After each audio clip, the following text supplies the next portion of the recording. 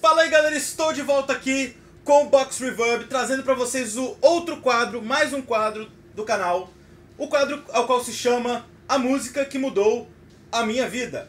Pois é, neste quadro eu vou tratar de álbuns, artistas, bandas, músicas específicas, canções e tudo mais que mudaram a minha vida de alguma forma. Vou contar a história delas e o porquê elas mudaram a minha vida. Para estrear o quadro, eu vou trazer para vocês um álbum magnífico, de uma banda magnífica, que teve uma significância muito importante. Um álbum chamado... Vem! The Wall. O 11º álbum da grandiosa banda chamada Pink Floyd, publicado no final dos anos de 1979, trazendo aí uma ópera rock, uma obra magnífica, gigante, com várias coisas, com muita informação, principalmente escrita pelo baixista e também vocalista da banda Pink Floyd, Roger Waters, e com carregando seus solos e guitarras magníficos do David Gilmour, os humores profundos do teclado de Richard Wright e a bateria preenchedora e bem colocada do baterista que eu esqueci o nome, Nick Mason. Bom, pra começar, o álbum The Wall, ele tem uma significância muito importante pra banda Pink Floyd.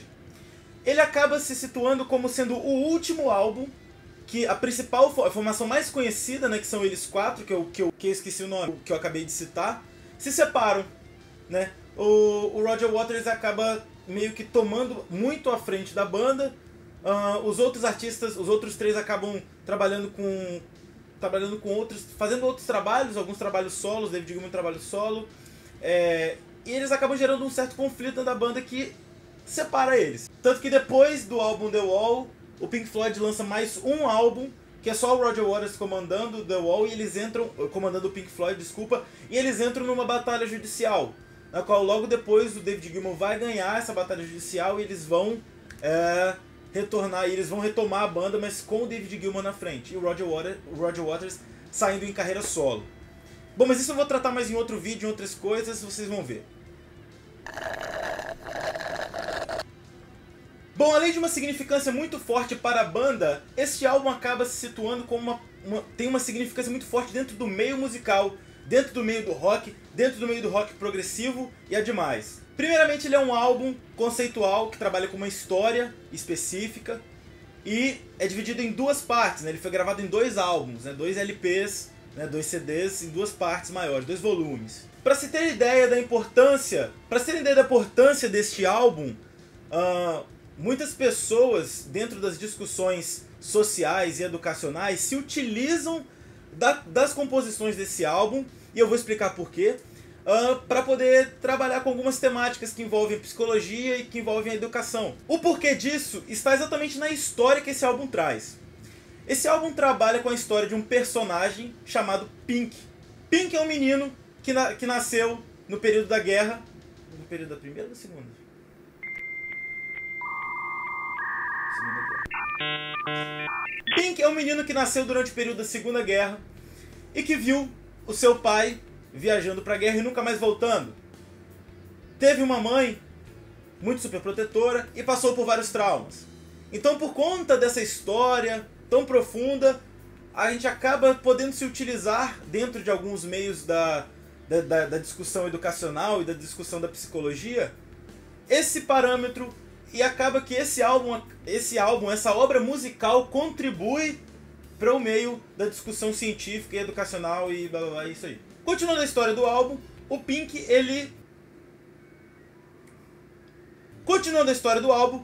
ele acaba querendo se tornar um rockstar. E com a sua fama e com todos os seus acontecimentos que vão sendo ditos ao longo das músicas do álbum, ele vai meio que se perdendo, vai meio que entrando em um processo de depressão, que ele acaba construindo um muro em volta dele mesmo.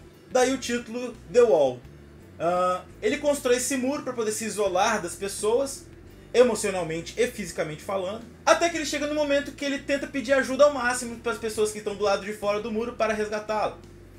E assim se dá o álbum.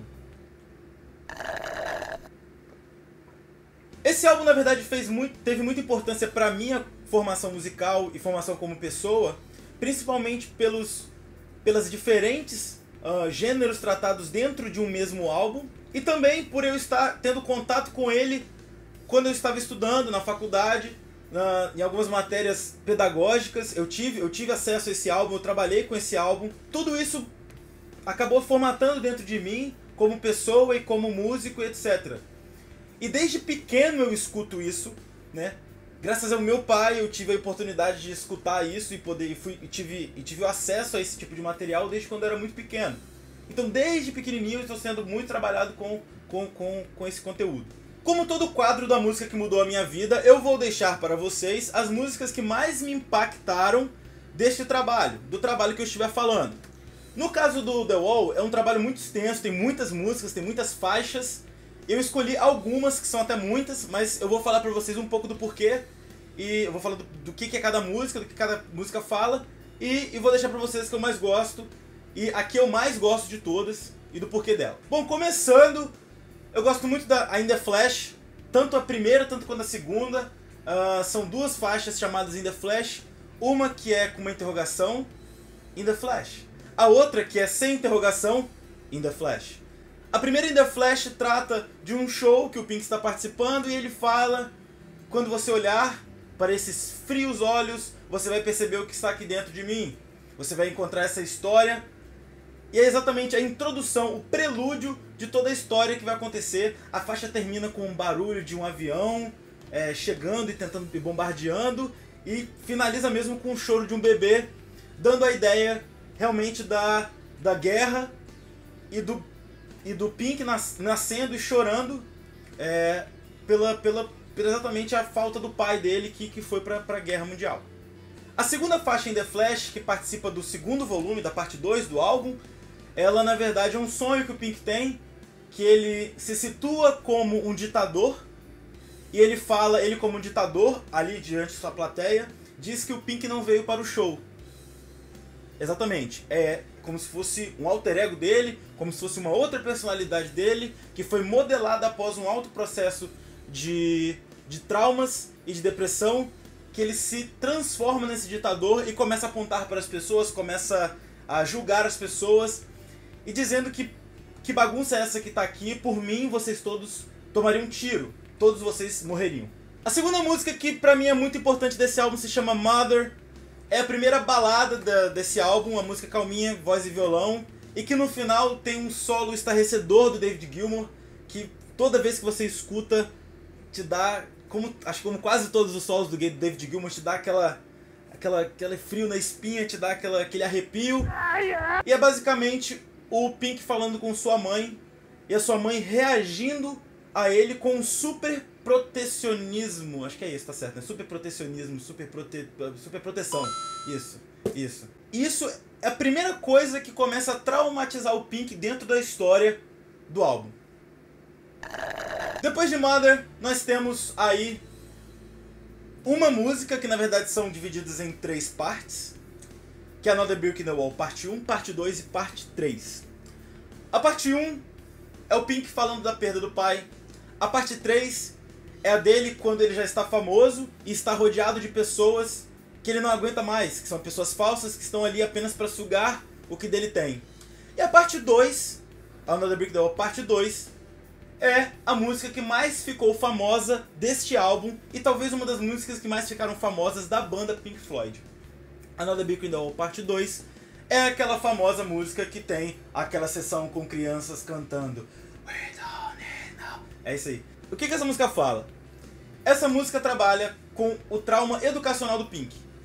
O Pink viveu numa época que a escola tradicional reinava e que tinha um professor que devia ser respeitado acima de tudo. E esse professor maltratava o Pink emocionalmente.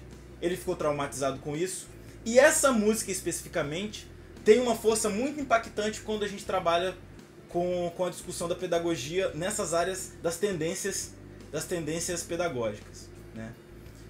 O filme do álbum, desculpa, trabalha com essa parte da música de uma maneira muito forte. E uma coisa que me marca muito no filme é quando as crianças estão todas sentadas em carteiras e elas rolando numa esteira, e no final elas caem dentro de um processador de carne. E essas crianças são processadas e viram simples carne moída. E a ideia é um pouco essa. Você está ali num processo educacional que é aquilo. Que é aquela monte de carne, são só números, são só pessoas e não tem uma valorização do indivíduo. A penúltima música que eu acho sensacional deste álbum é a Hey You, que é a primeira faixa da segunda parte do álbum. E o Pink, ele já está com o muro formado em volta dele, e ele está clamando pelas pessoas do lado de fora para ajudá-lo. Né? Está chamando Hey You, out there in the cold. Você aí fora, no frio, por favor me ajude, me escute.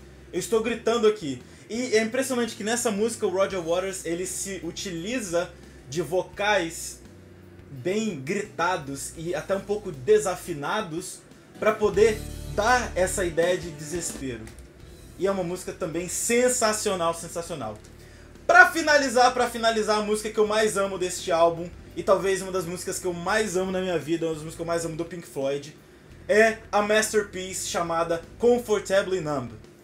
Comfortably Numb é uma música que o Roger Waters diz ter se inspirado numa situação que ocorreu com ele, ao qual ele se utilizou de drogas, remédios mesmo, para poder se manter acordado, se manter estável para fazer um show.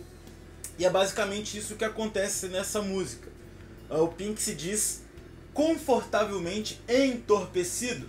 Harmonicamente falando, é uma música sensacional que conta com 2 solos do Gilmour, um solo que aparece no meio da música e um solo que aparece no final da música.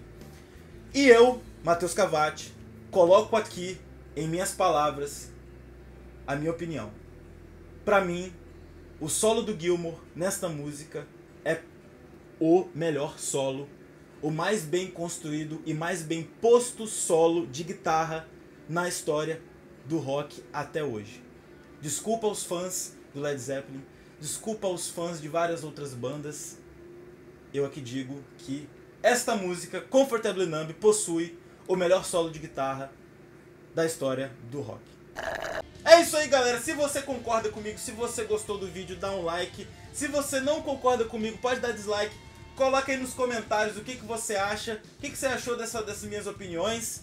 E eu quero saber também, porque esse quadro é um quadro interativo. Assim como eu vou falar da música que mudou a minha vida, eu quero saber da música que mudou a sua vida. Então comenta aí, comenta um álbum, um artista, uma música em específico, uma canção específica que mudou a sua vida. Eu quero saber o porquê, conta a história, vamos conversando.